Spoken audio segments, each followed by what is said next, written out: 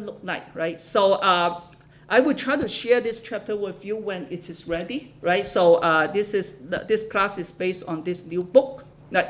So first of all, I really want to emphasize, maybe I might not be completely correct, but qubit is very boring. It is just an atom or a spin, an electron sitting there. If it is sitting there, no evolution. It may have some phase change, but it is very natural, right? Even in classical, you just have a particle sitting there. It doesn't interact with anything. It's a boring. So it's a boring qubit, first of all. Okay? But how do we implement this qubit, right? Our goal is to have how many states? 0 and 1 as the basis state. And because it's quantum, so it can have a superposition. And I think the mood is also a good superposition, right? Are you happy today? You might say, maybe, I don't know. So maybe 50% happy, 50% unhappy.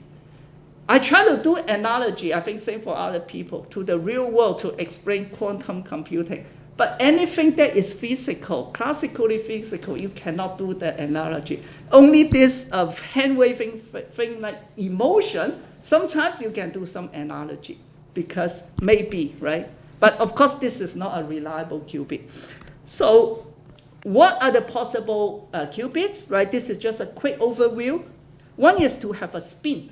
The electron is confined at a quantum well, and then it can spin up or spin down. When an external magnetic field is applied to it, right? I hope that I probably do the wrong direction, negative. Maybe it should be pointing up. I can be wrong, right? This is just, but I should be pointing up because spin down means magnetic moment is up, and then you have lower energy, right? So when it spin down, spin up, then you, under an external magnetic field, you have different energy. We will discuss this. This is a main part of our topic. And the interesting in quantum mechanics is that it can be a superposition between spin up and spin down. Whether you agree or not, you need to accept it. This is quantum mechanics, right? So from this point onward, you need to accept it. You agree that in the formalism, you have two basis states, spin up, spin down. Now, when I draw it in this way, remember, I'm not lousy. I'm not doing some hand-waving thing like the kindergartner, drawing spin up, spin down. I'm allowed to do this because everything in the bracket is just a symbol. It has no math inside. Okay, so it's just like I bought 12 eggs, right? So I can say I have 1 egg. I say the egg is a basis. This is like this, 1. Or I can say I bought 1 dozen egg, 1 dozen. So a box is the base, 12 egg as a basis, right? So I can write it in English, Hindi, Chinese, Korean, Japanese. They represent the same thing. So this basis state is like something that you don't ask more. You accept it. It is the basics, the fundamental, just like in the old time. They agree that there are 4 elements to form the world, right? Fire, earth, whatever, right? The Greek philosopher. And what is fire? What is earth? You don't dig into it. You just say, yeah, that is the basis. Until you're not happy with this basis, you dig further, right? So this is the basis state. So when I write it this way, I can write it as 0, 1. No problem. If I'm the guy, I like 1 instead of 0, I also can write it as 1, 0. As long as we are talking about the same thing, we are on the same page. We are saying that this one represents the lower energy state. Okay, I can write this as English, ZERO, or any other language. Okay, so a little bit confusing, but let's keep doing this. Eventually, you will feel comfortable. Another thing is like photonics. This is one of the old photonics. Now people don't use this much. Is that I did not draw it out. So basically, this is so-called photonic wave guide. And I shoot in a photon from the left. Now, if I have a photon coming from the left, where would it go actually? Can you guess? If they're exactly symmetric, you actually don't know, right? And if we further recognize that maybe this photon has a wave function, what would you say? Maybe half goes up, half goes down, right? But it's also a particle because of wave-particle duality. So let me measure it. Maybe I find that it's in the upper path. I will not find it at the lower path at the same time. Otherwise, I get two photons. That doesn't make sense, right? I have one photon. I should only have one photon coming out, right? So we can say that this is a superposition. If before you do the measurement, it's alpha path 0 plus beta path 1, right? If you tune the impedance matching, make it better on the upper path, you get a higher chance to go to upper path. So you still have a final probability to go to the lower path. And you measure it, maybe you still can find it at the lower path. But if you're running at the lower path, the wave function collapses, right? So you see that these two states are about the location, the space. Again, this is a superposition. And the basis state is up and, this path and this path. Okay? Another commonly used superconducting qubit, qubit is the superconducting qubit. Here we have a capacitor and we have something called Josephson junction. Here we will try to have zero or extra Cooper pairs. We'll discuss this in the future. This is another important part in our class. So when you go to superconducting state, electron will pair up. Electron plus electron, it becomes something called Cooper pair. This is very strange. We discuss in the future, but basically you have two electrons. But they become a very interesting quantum object because they are no longer fermion, they are boson. We'll discuss later, right? Which means they behave like the night. They can have the same state. But anyway, the idea here is that we do something so that in this island, this is insulated, this is basically also a capacitor. We have zero or one extra pair of Cooper pair. Basically, just like in this room, let's say now we have 25 people. We have 25 and 26 people at the same time with certain probability. Just like that, we have zero or extra person in this room. Like this concept. But because this is elementary particle, so they obey the quantum mechanics, this is allowed, right? Do you get me? Something like this. Okay, so again, this is just immersion, right? So we have some idea. So what is a quantum computer? It becomes exciting. Exciting, I'm not talking about the energy get excited, exciting for us, right? Is that when we connect it to classical control. So a quantum computer is this boring qubit, whatever we have mentioned before. If they're isolated from the rest of the world, they just sit there, only have some phase change. You have n qubit 0 all the way to qubit n minus 1, right? Let me make sure I don't miss anything.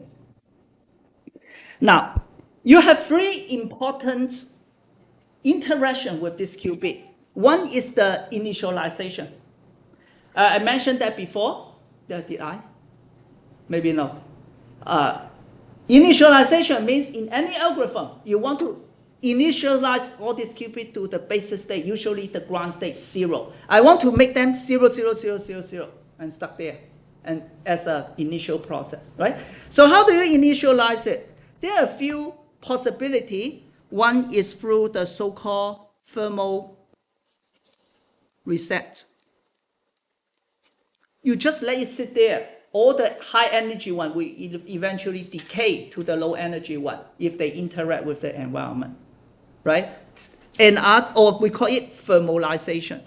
Another is the so-called active reset. What does it do?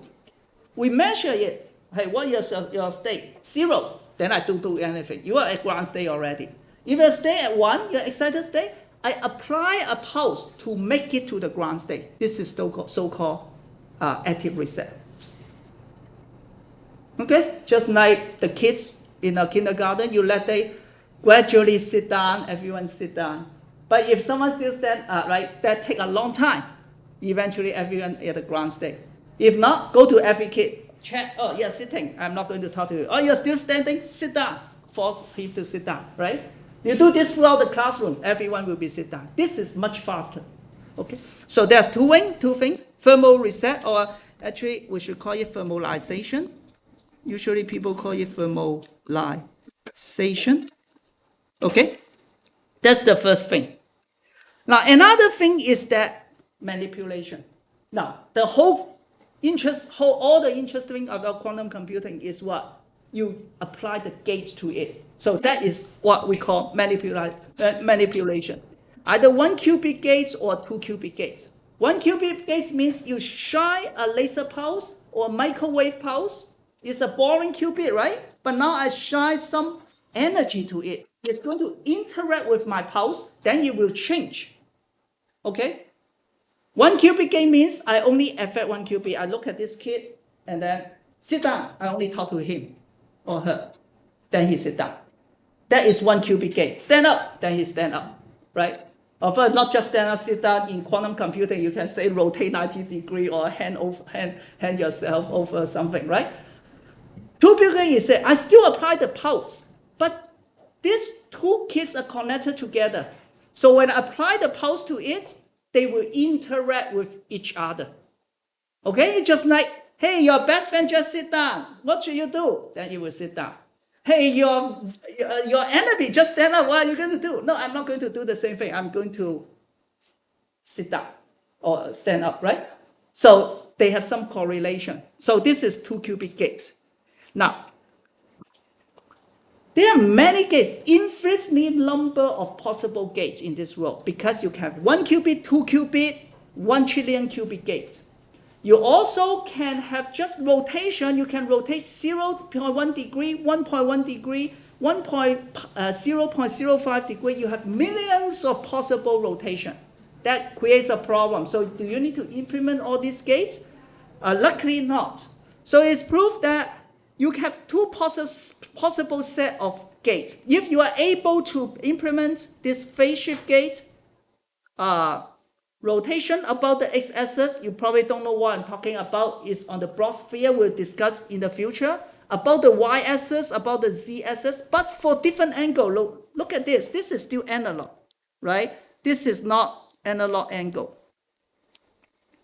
So it means you should still be able to rotate it precisely by certain angle. Although it's about x, I did not ask you to rotate about 45 degrees, but you still should rotate about x, but for x, you should be able to rotate whatever degree, whatever angle I ask you to do, right? So this is like analog, right? Analog angle, not discrete, right? But more importantly, we have this exclusive or control NOT gate. This is an entanglement gate, okay? So you see that we always need the entanglement gate. And is it 2 qubit or 1 qubit for entanglement gate? 2, right? Because it's related to entanglement. It must be 2 qubit. You want to establish correlation. It must be 2 qubit to talk about correlation, right? There is another set, we're going to study this today, HSTU, we'll study later. This does not have arbitrary angle, so very great. You just need to rotate by that amount of angle. But it's actually not universal, but it can use to approximate any quantum algorithm. So basically what you say is, you can decompose any quantum gate into this simple gate with the main point is efficiently. Do not say that you need infinite number of gates to imitate one gate, then it's not efficient. So including whether you can decompose it efficiently, mathematically, and also how many you need to do. Okay, so you still don't understand what I'm talking about, right? But my goal is to tell you that, don't worry, we need this manipulation. We only need to implement this set of gates, then you will have a good quantum computer. Yeah. So that's for manipulation. What are some So thermalization, I just discussed, you either use thermalization, you just let it sit there, then it will just cool down from the high energy to low energy, right? Or what we just said, active resets. Now this one, we can use this also, means that I check if it is at ground state, I do nothing, I read it. If it is at excited state, I can apply one of these gates to make it to ground state. Then I can do the initialization. Yeah.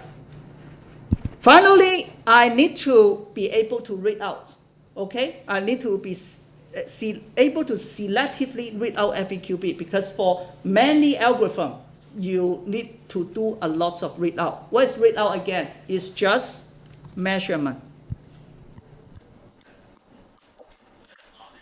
That is what we have been doing. Remember the coin spinning? I stop it, that's a measurement. Each of these actions is going to collapse the wave function to the basis state, to the measurement basis state.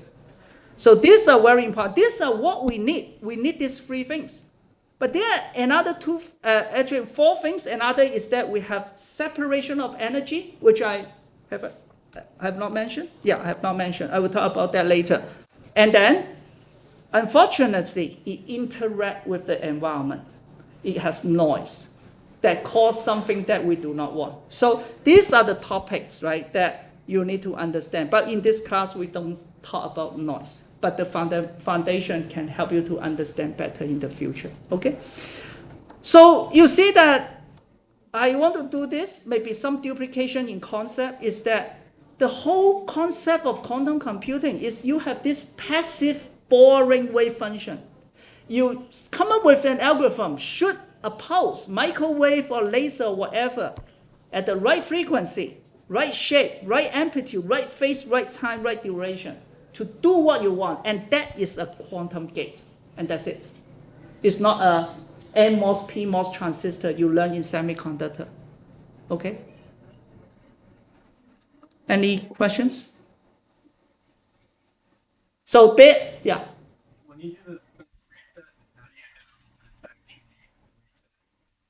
Yeah, so good question, right? You do thermal reset, how do you know it finished the reset? So actually, in that case, you will first find out what is the so-called T1 time. So all the system, they have a characteristic time that after T1, for example, let's say 200 microseconds, e to the power -1 of them will decay, right? Everything will decay, just like the radioactive decay. So let's say 2 to the power 200. Then what you do, you just wait for 10x of the time. Then let's say you wait for 2 milliseconds. Then you're pretty sure 99.99% or whatever will decay. And so you see that initialization also contribute a lot of error. Now remember, we just ideally, since you asked, we ideally think that it will decay, but since you interact with the environment, you actually can get excited also. So there is a lot of things you need to control. And if you use active resets, I say I need to read it first, right? But reading, which means measurement, also has error. Maybe I'm super bad in my eyesight, right? So I really don't know the kid whether he's standing up or sitting down. Then I say, hey, just do the opposite thing. And then actually the kid was sitting down, then the kid would stand up after I asked him to do so. Yeah? So these all have some pros and cons. Okay? But active reset is much faster, much, because this needs 10x of the time. Okay? Good question. Now, so this brings us to this DiVincenzo's criteria. How can we, when I came up with a good technology, I invented something, right? Before they go to next step, go public, you need to check these 5 things, right? In order to buy their stock at least, right? This is the minimum thing. First, can I initialize it into the simple fiducial state? You need to be accurate, right? Not just, it may be, but 1% fail, right? So initialization. Do I have a universal set of quantum gates? That means you have the one qubit gate and entanglement gates. It's not necessarily this set. This set just show to be easier, and also, maybe even just instructional easier, right, for student. Entanglement gate, right? You need to be able to implement these two gates in your physical system.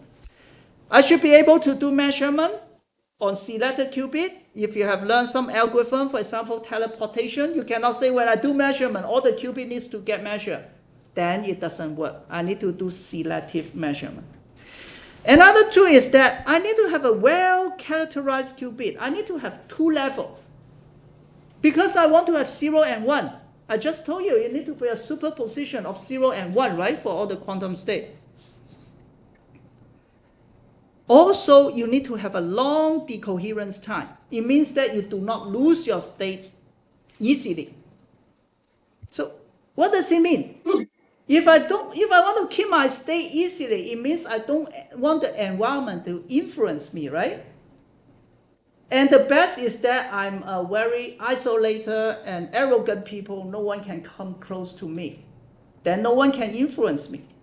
But that also means what? It is difficult to manipulate me.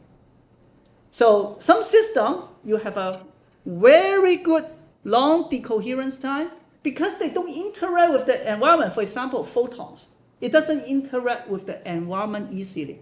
And it means that it's also difficult for you to control it. How do you control a photon state?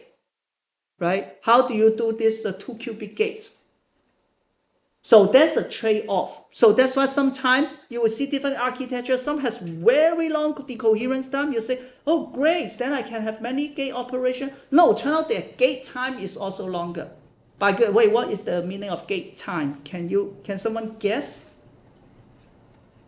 What is a gate first, and then what is gate time? Excitation. Yeah, so gate is something you go to manipulate it, right? We say we shoot a microwave pulse, right? You can be excitation or actually can the excitation, right? Anything. But how long should I apply this gate? 10 milliseconds, 10 nanosecond, 10 microsecond, 10 millisecond? If it is like an arrogant people doesn't care about anything, I need to apply a long pulse in order to ask this system to change the state, right? Because just the physics, the interaction is very weak with the environment. So it will turn out that you have a long decoherence times, you also have a long gate time, usually. And as a result, the number of gates you can operate before it decoherent, lose the information, might be similar. Right? So you need to pay attention to this. Not just the decoherence time, but also the gate time. Okay? Good. So let's take a look about this two-level system. Why is so important? Maybe I did not say this here. So, for example, if you look at this figure, this is the energy scale. Look at this. This is milli-electron volt. Some of you might not be very familiar with what is electron volt. Let's just spend some time to go over this. I have a potential difference plus minus, and this is 1 volt, 0 to 1 volt. So if I put electron here, what will happen to the electron? It will travel to the plus side, right? Or you say it has a potential energy, right? So 1 electron volt is just equal to the energy, the electron gain across 1 volt of potential difference. Right? You agree that if I put electron travel across 1 volt of potential difference, it will gain kinetic energy. All the potential energy become kinetic energy, right? So basically, if you go through the math, it is just equals to, this is the charge, 10 to the power negative 19 Coulomb times 1 volt. Is that right? I hope that I did not say something wrong. Which is Joule, right? Coulomb times 1. I don't have this in my cheat sheet. But it is like 1.6 times 10 to the power. I think this is true. Maybe, okay, this as a homework. Go to check if I'm correct. I think I'm correct, right? Very tiny amount of energy, 1 eV.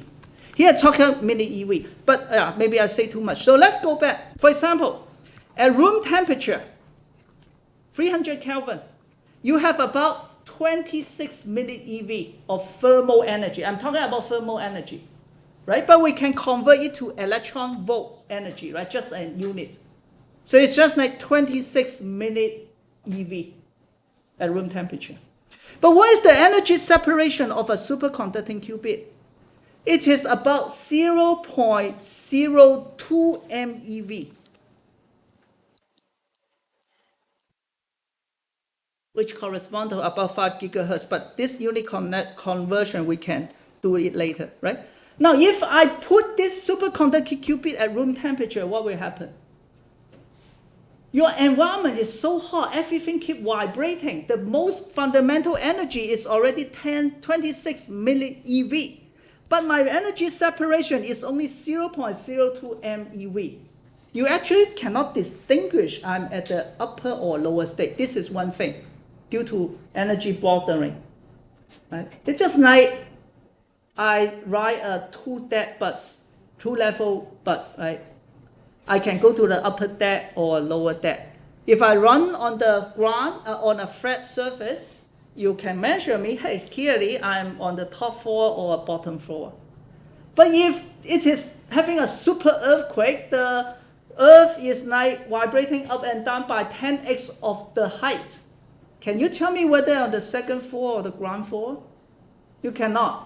Right? And then you go to the frame, right? So basically, this is one of the analogy, yeah.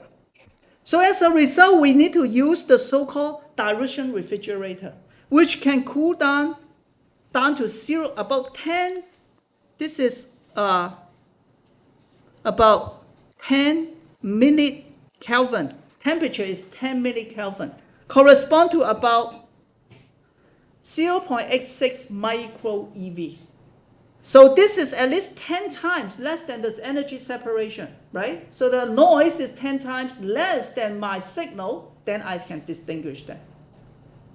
Okay, so I'm talking about superconducting qubit. By the way, many of the things I'm talking here does not apply to photonic qubit. Photonic qubit is a quite different paradigm. The way they compute also quite different. So after this class, please just remember most of what we are talking about is mostly for trapped ion, neutral atom, spin qubit, superconducting qubit, but most of them already. Photonic, this will help you to understand photonic a little bit, right? But it's pretty different because the photon actually is traveling. You cannot stop them because light cannot stop. They don't have mass, right? So that is something I'm not very familiar. But anyway, so we have two types of decoherence. So just now you asked, how do we know whether they all formalize? One of the characteristic time is T1 time, which we call it the energy relaxation time. It's difficult to write here.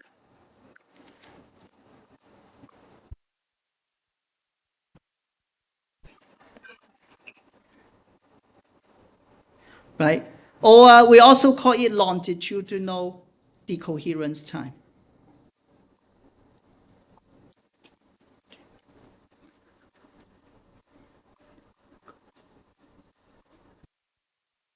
Right.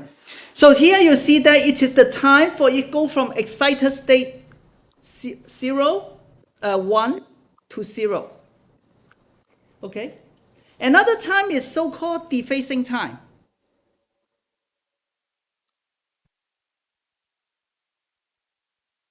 Or this is also called the transverse decoherence times.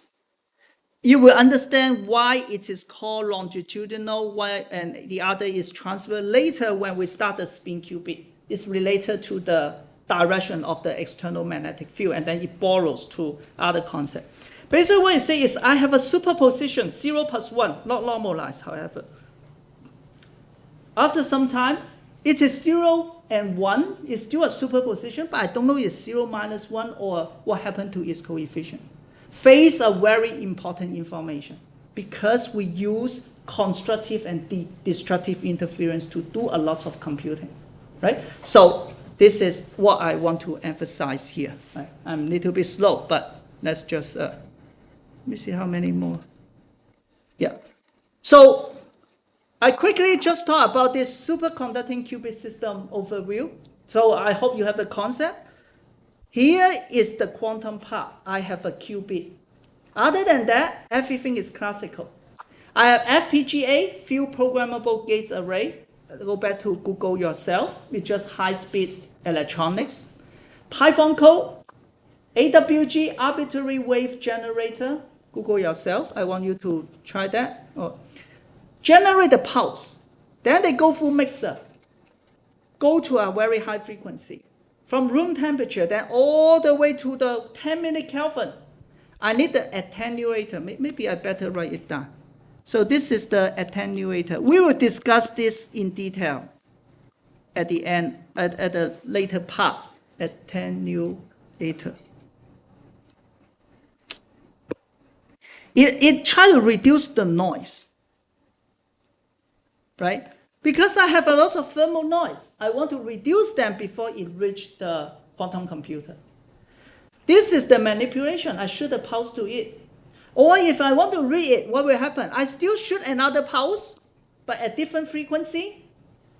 And then it will go for a resonator. This resonator has its resonator frequency affected by the qubit state. We will discuss in the future also. Just like an aeroplane, right? Or a bridge.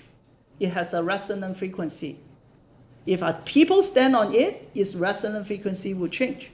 And that is how you detect whether there's a people or no people on the bridge. That is the same. Your qubit is a 0 state, and 1 state is going to affect the resonant frequency of this resonator. And based on that, we do amplification and then detect its signals. Okay? I will just rush through. Basically, all are classical except this qubit. Actually, this TWPA also quantum is a quantum limiter amplifier. We will explain in the future also, but I think I will not discuss this now because of time, right? And then we have this in EE226 video if you are interested in the signal to noise ratio. You can take a look, right? It's also on YouTube, yeah. So if you look at this, you will say, Jesus, how am I going to scale this? If I need millions of cable, what will happen? I need 1 million cable from the room temperature, bring it all the way to the qubit. That's impossible, right? So you are bringing a lot of noise, and also the throughput is very slow. So that's why one effort in the research community is to bring the electronic close to the qubit. And in order to be close, you need to operate at low temperature. And that's why there's a field called cryogenic electronics that is important. Okay? Another is the cooling power of the direction refrigerator. Yeah, you can go to 20-minute Kelvin, but how much it can cool? 20 microwatt. You know what is the power of a regular CPU? At least? 200. Yeah, 100, 200 watt. So it's what? Like almost 100,000 times, right? More than how much you can cool, right? But luckily, as we said, quantum computing, right? They are actually reversible, so they don't consume energy in that sense. But the point is, you still have a lot of energy consuming part, particularly if you try to put the cable close to it, the electronic close to it. So that is also difficult. Finally, for error correction, I just told you do entanglement, right? But you need to correct many types of error. And theoretically, you need about 100 qubit ancillary qubit to correct, to make a fully protected quantum qubit. We call it a logical qubit. This qubit does not have error. And the reason just because it's entangled to 100 to 1,000 other qubit. Okay? So to have a useful algorithm, I might need 1,000 logical qubit. So overall, I need 1 million physical qubit. And it means I need maybe 6 million cables from the room temperature if you don't scale it. So this is another roadblock. Okay, good. Any questions? Okay, so let's go to the main part. I'm a little bit slow. I have this one for you. You don't need to memorize. Don't worry. Because this is not a linear algebra class. I'm not going to ask you in the exam, okay, prove that this is a vector space. Prove that this is a linear space. All I want you to do is that you recognize that there's something called vector space. Of course you do. You all have learned vector before. But there's a more formalism behind. The vector we learn in 3D, yeah, we know very well. You have the basis, x hat, y hat, z hat. You can do addition. You know that has this associative rule. Vector, you add v and w first is the same as adding u and w and v first, right? You know that it's commutative. U plus v equal to v plus u. You know that already, right? You have a zero vector, so that any vector plus it is to itself. You have a negative vector of every vector. It gives you the zero vector. And in a vector space, besides you have vector, you also associate it with the field, which we call the scalar, which we take it for granted already. We have been doing real number multiplication to the real space vector, right? Since middle school, right? We have done that. It just turned out that this is a more formal thing because we can expand it to something that we cannot see. So here I'm not asking to memorize, but I want you to always remember a vector space that you know very well, right? Has this property, and you can Google, you can ChatGPT or whatever when you need it, right? But the main point is a vector space, you have a set of vector associated with some scalars, and there's one addition operation. Okay, you define the relationship between the vector. We call it addition, but any symbol is okay. So it's what? V plus W equal to something. It is still a vector. A vector plus a vector is still a vector. You can make more definition, but that is not the requirement for a vector space. Is that okay? You understand my purpose of this line? All I'm trying to say is, you know vector already. I'm not testing you the formalism, but I want you to know that there exists this formalism, a more fundamental thing called vector space, which you know most of the property already. And you don't worry that you need to memorize or prove it in your exam, not the purpose of this class. Okay? So there's something called vector space. Now, we can go further. Besides this addition operation, we can say, let me further derive a space called inner product space. What does it mean? It is a vector space with an inner product defined. Okay, you can define whatever. You need to do something very rigorous, but let's just say something, I say something very meaningless. I can define vector space, orange and apple are their elements. They are the vector. Okay, orange plus apple. I don't know. Orange apple. Let's say we have fruit called orange apple. So orange plus apple become orange apple, which is still a vector, still an element, right? Now I further define something, orange inner product with apple. I don't know how you want to define it. Maybe they smash together or whatever, right? But doesn't matter. The point is, if you give me a vector, right, this is a real definition. In the vector space, if I further define, you can choose not to define. If you don't define, then it is not a linear inner product space, just a regular vector space. But if I define, hey, for every vector, you can have a inner product. How do you do it is another thing, doesn't matter. I define it already, right? After the inner product, they become a scalar, which you know already, isn't that? You already know that when I have a vector, maybe because of time, I'll do that later. You have two vector inner product. Do you remember the inner product? Anyone has not heard about dot product and inner product of vector? You know that, right? In physics, or yeah. So, but I don't care how you define it. The point is, after you define it, you need to fulfill these three properties. First, inner product of V and W equal to W inner product of V, and then take the complex number. This is the complex conjugate, sorry. I mean the conjugate, not complex number. The conjugate. It need to be the conjugate of itself if we swap it. If the definition need to be like that.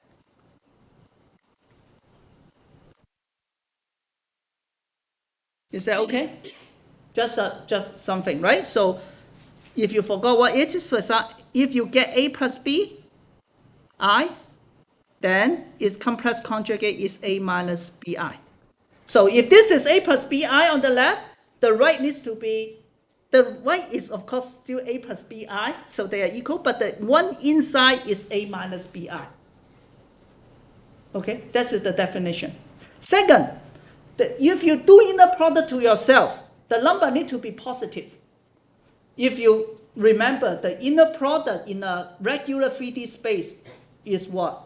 It's just the square of the length of the vector, right? And that makes sense. You cannot have a length that is negative. But we're talking something more abstract. It might not be the real 3D space. So I tell you, hey, you make sure it is larger than or equal to 0. Otherwise, it is not an inner product space. Finally, it has this distribution. Okay, so maybe I should say a little bit more. I give you this Dirac bracket notation, but it's not just Dirac bracket. It's just a way we write the inner product. Right? If you can say, hey, I want you to write the inner product as this symbol. That is perfectly fine. Just a symbol. Everyone see this? Then I know that, okay, we needs to be equal to this. Okay, this is symbol. But now I want you to be familiar with this symbol. Now when you see this, you say, this is an inner product, just a symbol. But it turned out to be related to the bracket notation, and it's very convenient. Okay, so here, what does it mean? I'm going to do an inner product. Look at this. This whole thing is a vector. Do you agree? Yeah, it's just a superposition of V and W. A times V plus B W, right? I'm trying to do the inner product of U on this whole vector. And it is equal to what? Equal to U inner product of V times A plus B times U inner product of W. So you can do the addition first and then do inner product, or you do the individual inner product first and then add them together. The result is the same. And you need to make sure that if obey this free law, that is an inner product space. Again, you don't need to memorize. However, knowing this will help you to understand a lot of more difficult math. You don't need to memorize, but when you see something, hopefully you can ring the bell. I need to come back to this page to check. Okay?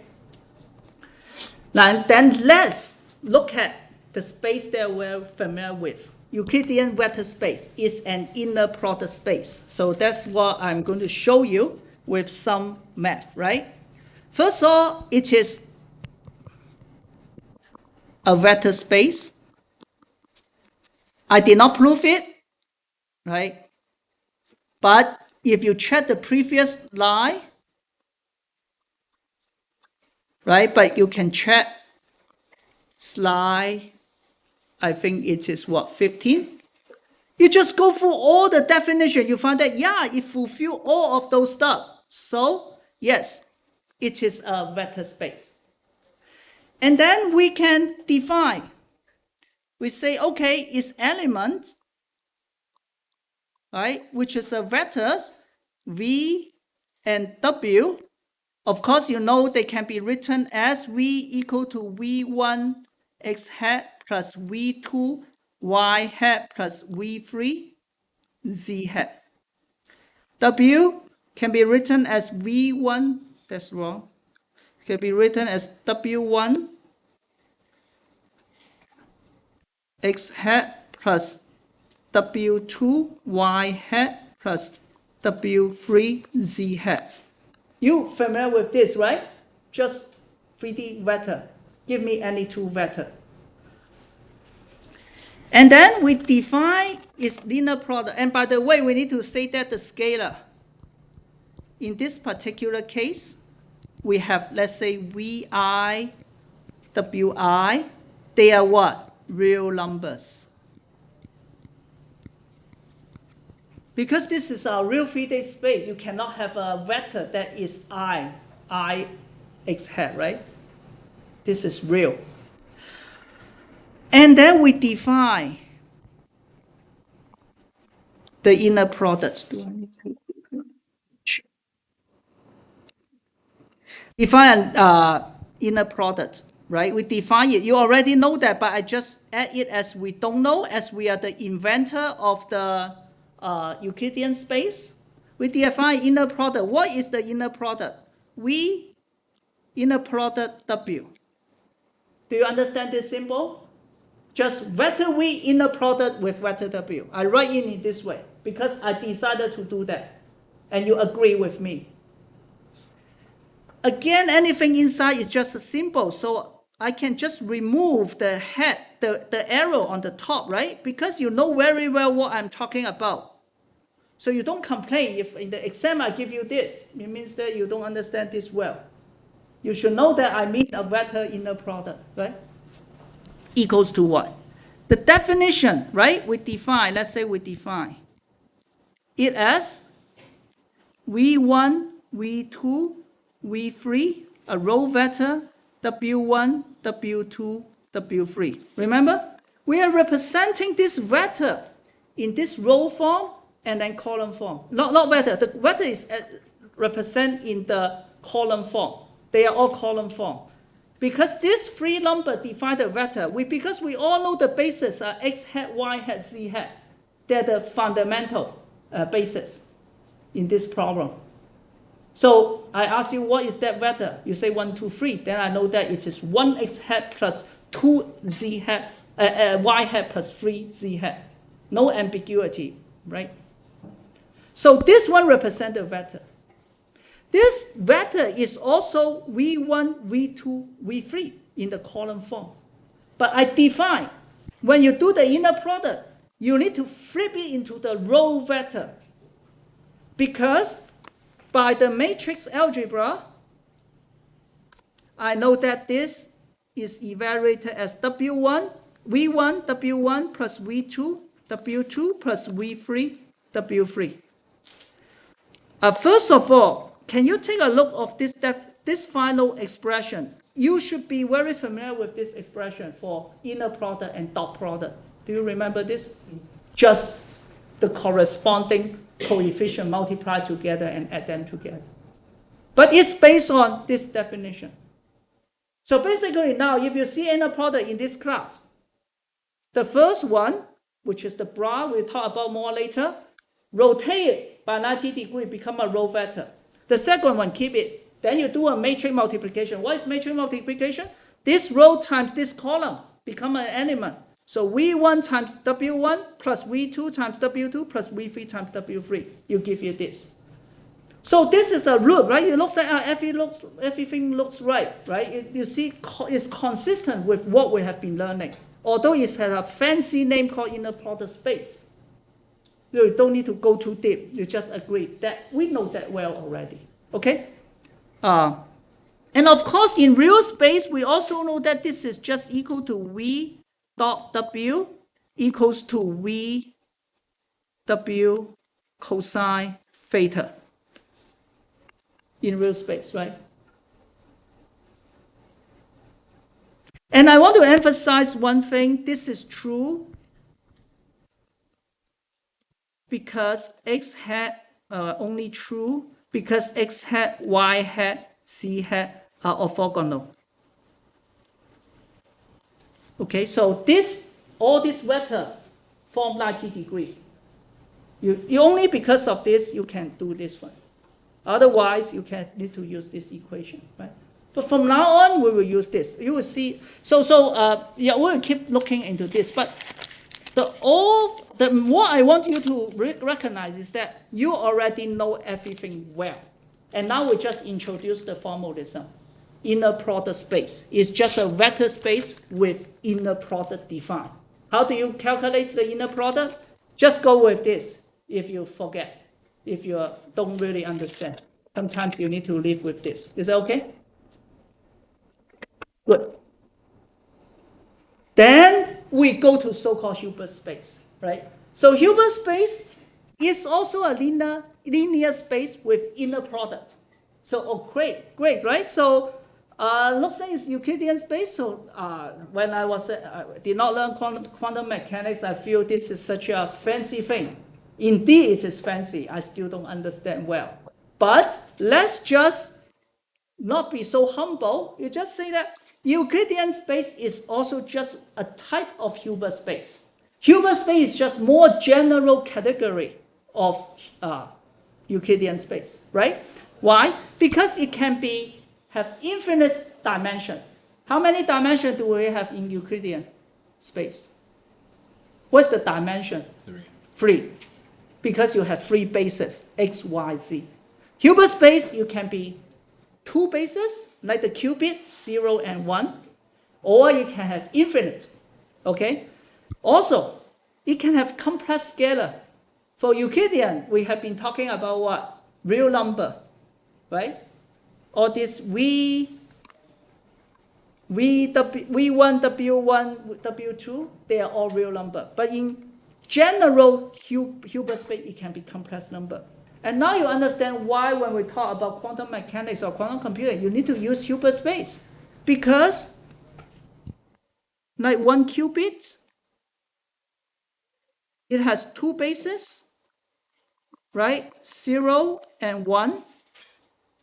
And it can have complex coefficient,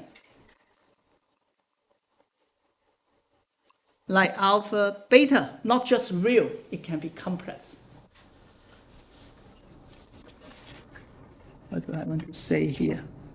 Okay, so in summary, it has the vector. It's nothing difficult. All we are doing is just to expand it. V, it can be equal to V1 x hat. And this time, I'm not going to use x hat only. I'm going to x hat 1 plus V2 x hat 2. It's just a symbol. It doesn't mean that x hat in our real world. It's just a basis, right? So you can go to V n x hat n. If it's a Euclidean space, your x hat 1 is x, x hat 2 is y, x hat 3 is z, and stop there. But this is just a general vector. You can have n-dimensional Hilbert space. Is this okay? And of course, we remind ourselves, Vi can be complex number. Right? And the second thing is the inner product. I think I go too far. Actually, I should not put the... Anyway, that's okay. Yeah, the inner product is still the same. So basically, it's just what we have here, right? We require, do you remember? V inner product of W equal to W inner product with V, and then complex conjugate, because this is a complex number. How about V inner product with itself? What's the rule? Positive. Very good. And then the last one is just the distribution rule. We, right, apply to a vector, AW1 plus BW2 is just equal to A times VW1 plus BVW2.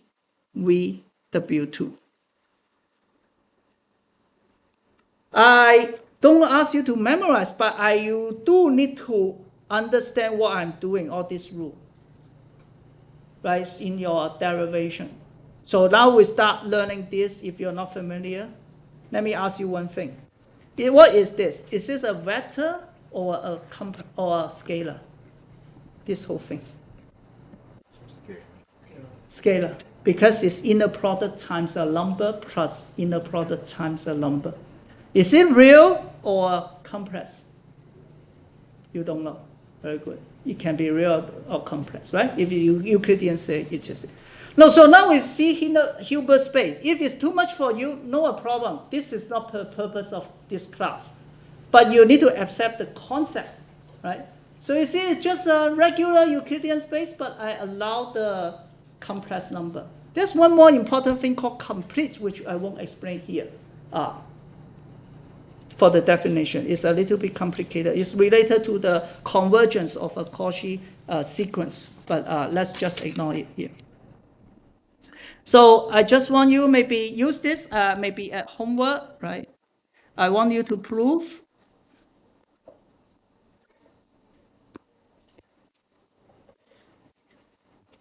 use the law we will just use. We have 3 laws, right? This 3 or rules to prove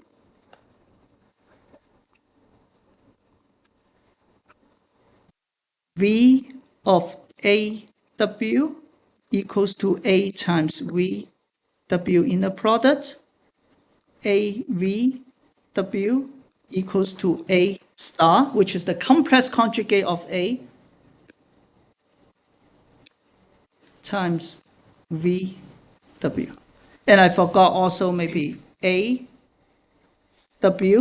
equals to A times W. This basically saying that, okay, I have product that I have the this is just a label, right? AW is just this given. Is just, I think this is more like given, I should say. Right? The meaning of what I mean AW, it means the coefficient times that vector. Okay? Okay, good. So let's continue the basic concepts. So we agree that there are basis states. We look at this Hilbert space, right? We just jump to Hilbert space. Let's start talking about Hilbert space, and we know what it is. We know it's complicated, but we no need to do any mathematical proof. We know its property. It has basis, right? So we all have the basis, right? For example, right? In the Euclidean space, this is again a Hilbert space, right? With a vector can be represented as V equals to V1 x hat plus V2 y hat plus V3 z hat equals to V1, V2, V3. Okay? You need to be very familiar with this. Okay? So that's okay, right? So now we just continue. We are going to, why I want to stick with what I learned in the previous undergraduate class. I can be more advanced. I can write it as, because I already learned all those bracket notation, maybe only vaguely, I understand vaguely, but I think I understand this also. If I write in this way, would you feel uncomfortable? Anyone feel okay? Now I write the same 3D Euclidean space in this way. Because you know, hey, this is just a vector. You want to write it in this cat notation. Then write it. Because I know it just means this. It's just a vector. And then coefficient is still the same. But this is just the basis. Let's stop for 10 seconds. Do anyone feel uncomfortable? We should clear this up. I write this to represent this. Anything looks weird? Maybe it's still not familiar, but anything weird? Okay, I assume no, right? Keep thinking about this, right? So I can write it as this way, just as an example. Now, so now I have a vector V1, okay? So in this example, I can write what? V1, because now I'm very comfortable with writing vector in this way. I just call it V1. V1 equals to what? I have two systems, 0 and 1, plus and minus. 0 and 1 is the basis, right? So I express in 0 and 1, this is equal 1 unit of 0 plus 0 unit of 1. Do you agree? Then if you don't feel comfortable, you say, hey, what's that? Oh, this is just like x hat, y hat. Then of course, yeah, this is just one x hat equal to 1x hat plus 0 y hat. That's what I'm saying. That's all what I'm saying, right? It's just a simple got change, right? So if that is the case, isn't that I can also write it in the plus minus basis? In this case, you do some math. This is 1 over square root of plus minus. Because this one, you just do a trigonometry. This has 1 over square root of plus basis. This has 1 over square root of minus basis. I call it plus, you can call it anything. If I represent in this coordinate, this is how I write it. I represent in this coordinate, that's how I write it. Make sense? Now, I also say that this one I can write it as 1, 0. Because I have 1 unit of the first one, 0 unit of the second one, right? This one I can also write it as 1 over square root 1, 1. Do I make any mistake so far? Do you agree I'm writing them in the right way? Then does it mean, but I also know this vector equal to this vector, right? They are the same vector. V1 is V1. Then do you mean that 1, 0 equal to 1, 1?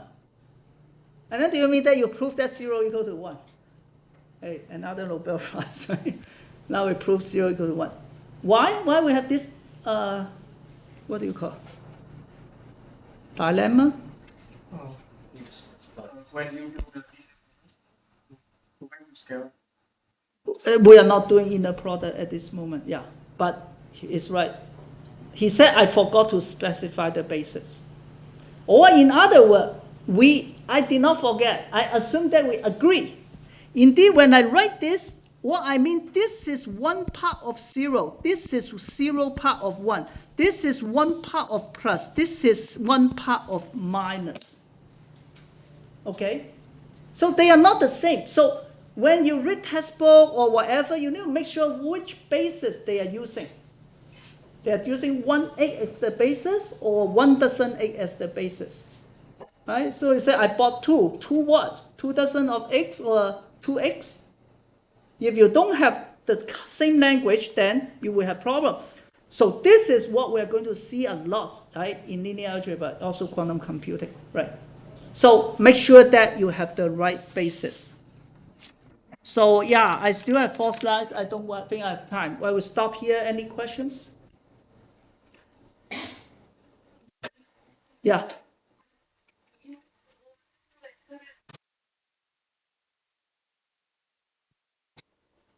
Say again.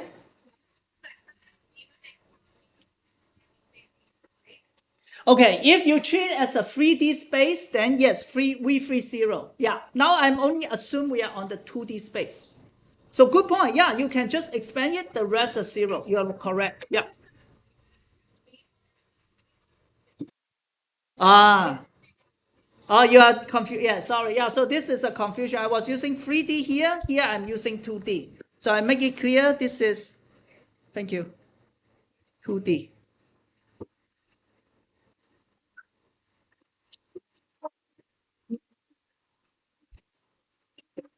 Good, thank you.